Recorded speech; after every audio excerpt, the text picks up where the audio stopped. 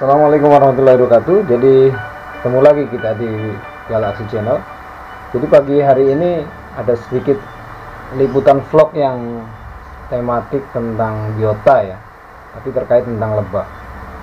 Nah, seperti apa yang sebagaimana kita ketahui ada berbagai macam lebah. Nah, yang saat ini ternyata ada satu teman, ya ipar saya yang kebetulan ingin mengembangkan satu jenis lebah yang non stinging bee itu ya, atau yang kita sebut kalau di Jawa dibilang kelanceng. Sementara sebagian orang sini, orang Lombok Utara atau beberapa wilayah menyebutnya sebagai nyanteng apa nyanteng gitu ya. Nah, memang bentuknya kecil-kecil, tapi dengan kadar bipolen dan sekaligus madunya yang memang dia menghasilkan sangat sedikit, tapi sangat khasiatnya yang diakui oleh beberapa ini tinggi ya. Nah, ternyata ada beberapa rekan-rekan dari Universitas Mataram yang telah mengembangkan sebagai bisnis ya, dimana dia dijual lengkap dengan kotak dan sudah berisi. Dan rencananya kotak itu akan kita tempatkan di rumah sebelah barat yang kemarin kami kunjungi waktu nyari lokasi pencarian jamur, karena di sana masih banyak tumbuh-tumbuhan. Jadi diupayakan dia dekat dengan sumber pakannya yang alami seperti itu. Jadi sebentar lagi mereka datang dan kita akan lakukan liputan di sana. Lanjut ya.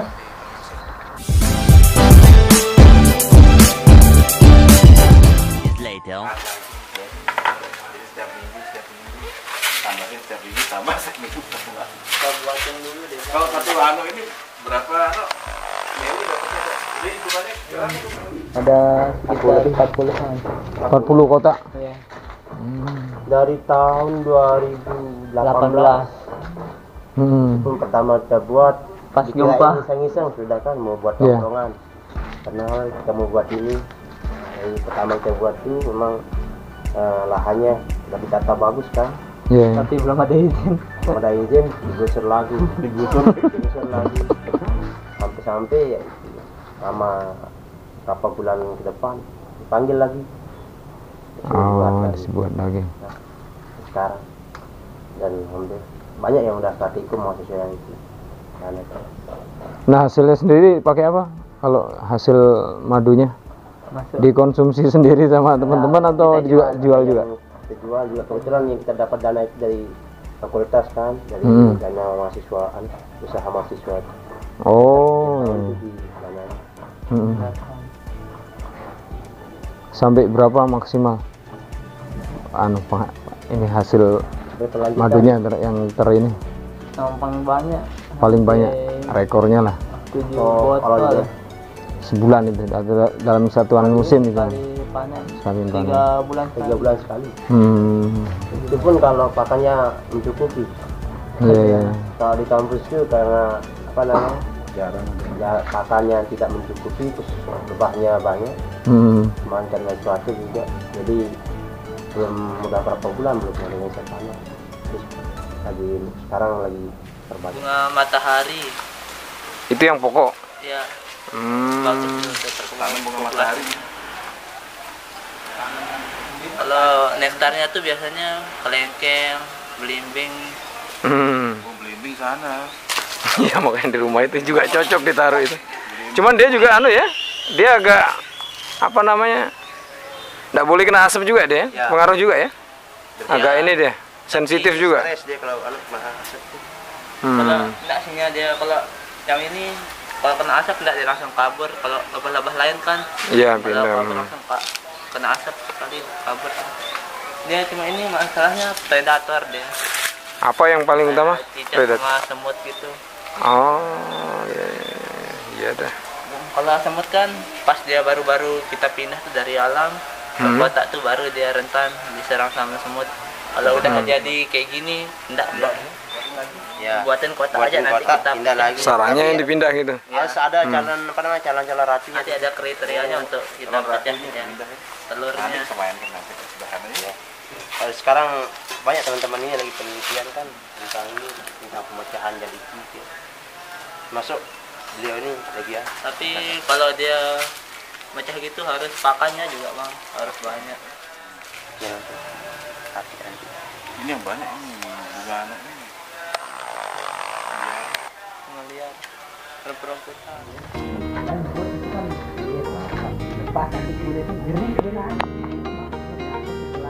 Buang ke laut ya, anu kampanye lah. Buang ke laut bisa. Buang ke laut.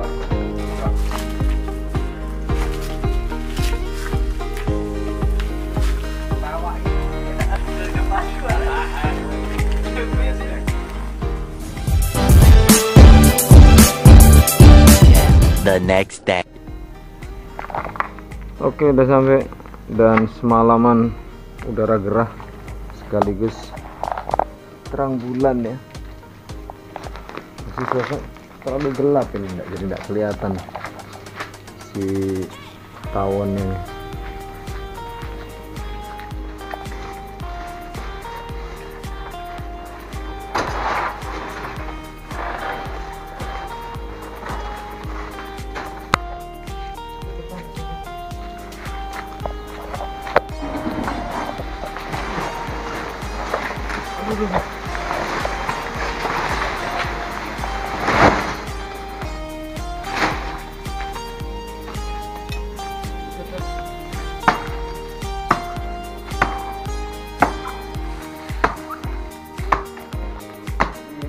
Itu tadi ya serangkaian kegiatan pagi.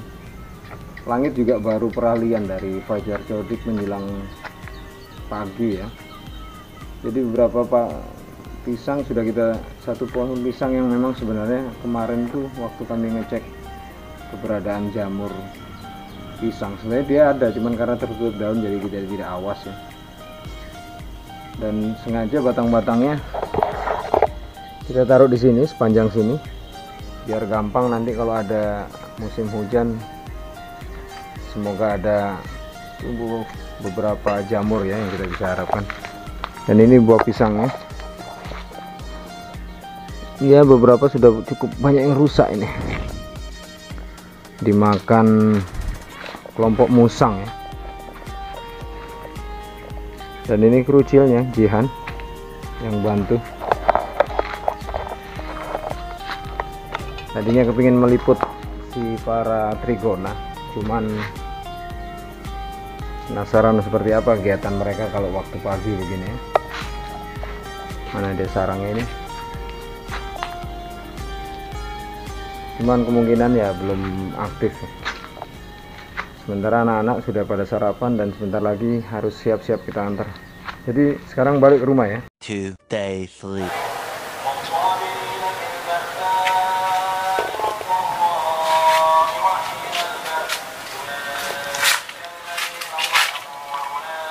Teman rekan Galaxy Channel, jadi kita kembali lagi di rumah barat untuk sekedar mempelajari sedikit ya tentang rumah lebah yang dikenal dengan lebah trigona, atau yang lebih umum juga disebut sebagai unstinging bee karena mereka tidak memiliki sengat.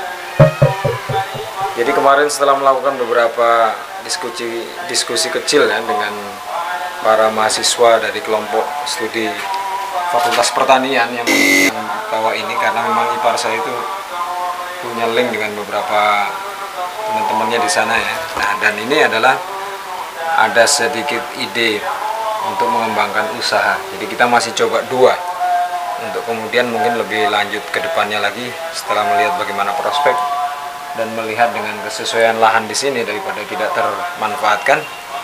Jadi akan dicoba uji coba beternak lebah trigona. Ya sebenarnya sih lebah ini sudah cukup banyak dikenal ya terutama untuk kalangan masyarakat yang ada di Lombok Utara. Beberapa memang sudah dikembangkan dia baik secara individu maupun secara kelompok-kelompok tani yang ada di sana.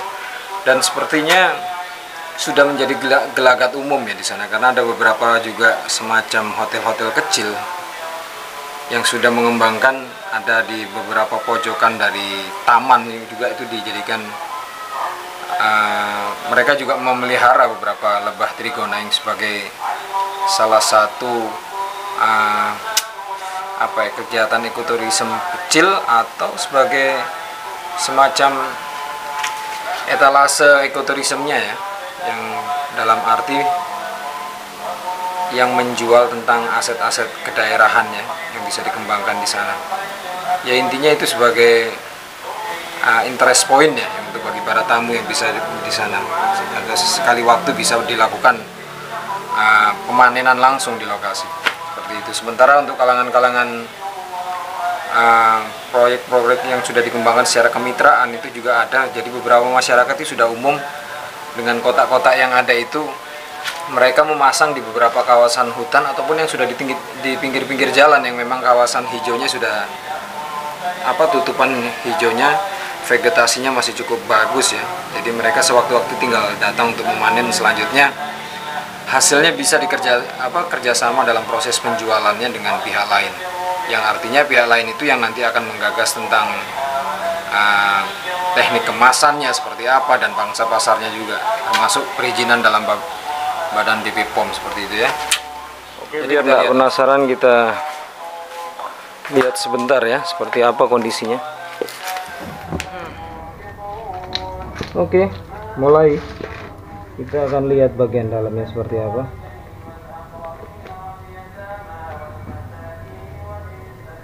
Oke, seperti ini ya. Jadi bisa dilihat lebih dekat, kondisi tarangnya memang belum banyak. Dan ini adalah bipolennya. Bentar, bisa kalian lihat, ini adalah bipolennya.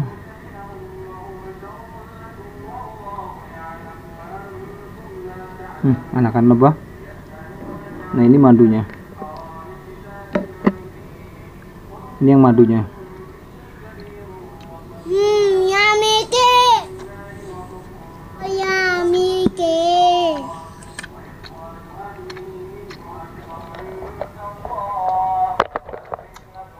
Oke, cukup. Jadi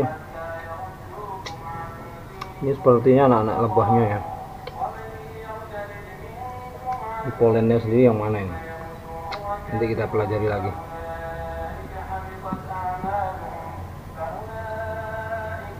Jadi seperti itu. Jadi seperti yang dijelaskan kemarin juga oleh anak-anak itu dari rekan-rekan mahasiswa. Jadi Trigona sendiri memiliki beberapa kelompok predator ya, pemangsanya, misalnya dari gangguan seperti semut. Ini dia, mereka marah ini karena merasa terganggu, tapi tidak bisa nyengat.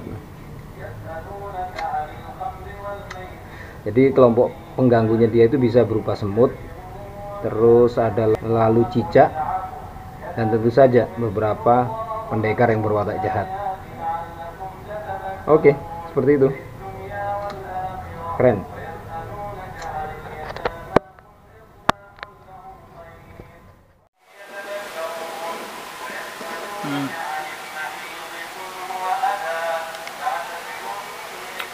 Ini madunya nih. Waduh. Gangguan. Mereka sudah mulai ganggu ini, marah. Banyak. Kangen, marah. Balik lagi.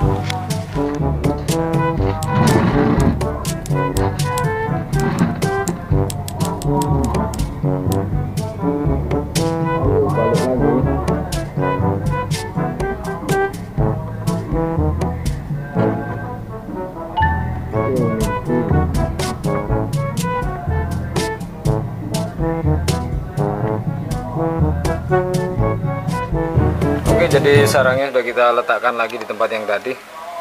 Jadi kembali ya. Jadi pada dasarnya sebenarnya Trigona ini merupakan sebagai komoditas yang selama ini memang terkait dengan komunitas yang ada di wilayah pedesaan atau komunitas masyarakat pinggir hutan ya, yang memang sudah banyak dikembangkan oleh diinisiasi dari semacam instansi pemerintah, misalnya Dinas Pertanian, ataupun juga yang lebih sering adalah Dinas Kehutanan ya, melalui KSDA-nya itu, Konservasi Sumber Daya Alam. Artinya memang masyarakat dilatih untuk tidak bisa memanfaatkan dari hasil-hasil hutan yang lain non kayu ya, semacam ini tadi Trigona, karena ini adalah jenis lebah. Selain tidak berbahaya, tidak menyengat, dia juga mudah dikendalikan ya. memang akan sangat beda dengan jenis misalnya lebah madu jenis Apis dorsata yang tipe liar itu ya. Sekalipun memang hasilnya memang dia akan didapatkan dengan cara tidak bisa diharapkan hasilnya. Nah, Trigona sendiri tantangannya juga seperti itu karena mereka juga lebah kecil. Hasil madunya juga sangat sedikit ya. Jadi tergantung dengan semakin memperbanyak jumlah katakan sarang-sarang seperti semacam itu tadi, itu akhirnya ya diupayakan nanti mungkin di sekitar tempat ini akan kita letakkan berbagai jenis rak ya. Ya kalau memang memungkinkan kita akan perbanyak lagi. Di sampingnya itu tadi salah satu rangkaian mata usaha yang bisa dikembangkan adalah ternyata beberapa mahasiswa kemarin itu juga mulai mengembangkan bisnis termasuk pola kemitraan ataupun juga dengan cara menjual paket kotak beserta isinya seperti itu yang memang kita sudah coba beli nih dengan 2 kotak ini. Harganya sendiri berapa kemarin? Sekitar 275.000 atau 350 tergantung banyaknya jumlah sarang yang ada di dalam kotaknya. Yaitu pun tergantung juga dengan peluang semakin banyak, artinya dia mempunyai peluang perkembangan koloni yang akan lebih mudah yang jika kita meletakkan satu sarang yang ada di sekitarnya. Termasuk juga dengan ada treatment khusus untuk cara membiakkan lebih banyak. Jadi seperti itu. Semoga ini menjadi satu langkah budidaya yang baik ke depannya. Dan kami akan tetap memberi liputan-liputan yang bermanfaat. Akhirnya seperti itu. Kita lanjut pulang. Waktunya jemput anak-anak. Salam. Selanjutnya kita membahas sedikit tentang keterkaitan wacana tentang Trigona. Jadi bisa diketahui bahwa Trigona sendiri itu melingkup 80 spesies yang berbeda, di mana dia memang bisa dikatakan sedikit beda genus dengan kelompok tipe Apis ya, di mana itu ada kelompok lebah-lebah yang memang bisa dibudidayakan, yaitu Apis seperti Apis cerana, millifera, non, dan juga salah satu Apis dorsata yang bersifat liar ya, yang tidak bisa ditaklukkan dalam upaya diternakan. Jadi kembali daripada itu, karena mereka terbang secara massal. Sebenarnya secara kategori lebah secara umum, rujukannya misalnya kepada Al-Quran seperti apa ya? Tentunya kita tidak bisa lepas dari apa yang disebut dalam surat An-Nahl dalam ayat 68 hingga 69. Seperti dikatakan, Rabbmu mengilhamkan kepada lebah, buatlah sarang-sarang di bukit-bukit, di pohon-pohon kayu, dan di tempat-tempat yang dibikin manusia. Nah, ini bisa dimaknai sebagai tempat yang dibikin manusia, seperti halnya stup itu ya, yang memang kotak-kotak itu.